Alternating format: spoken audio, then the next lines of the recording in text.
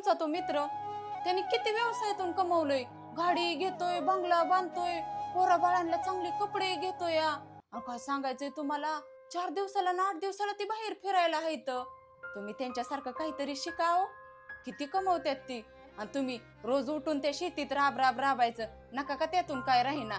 अहो त्यांच्यासारखं पैसे कमवायला शिका. अगं त्यांचं कसं पण असू दे, मला आहे ना कष्टाचं खायला आवडतं आणि मी त्यातच समाधानी आहे. नुसतं कष्ट करूनच मारा. काय बाया, त्यांचा तो मित्र किती पैसे कमवतोय आणि माझा नवरा नुसता काबाड कष्ट करून मरायचा. होय वा, काय बाया माणूस असं डोकं टेकूस तर झोपे जातोय. सांगितलेलं तर अजिबातच मनावर घेत नाही.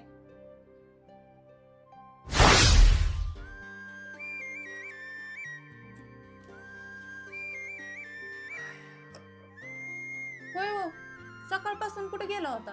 अगं तुला काय सांगायचंय, तो माझा मित्र नाही का, तू म्हणायचे लय तो पैसे कमावतोय.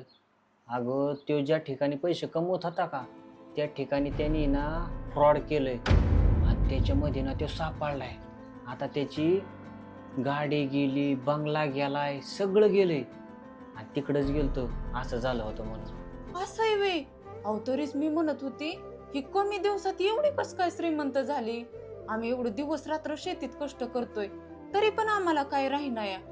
बरं झालं की अहो, मी तुम्हाला म्हणत होती त्यांच्यासारखं शिका, पण तुम्ही नाही माझं ऐकलं.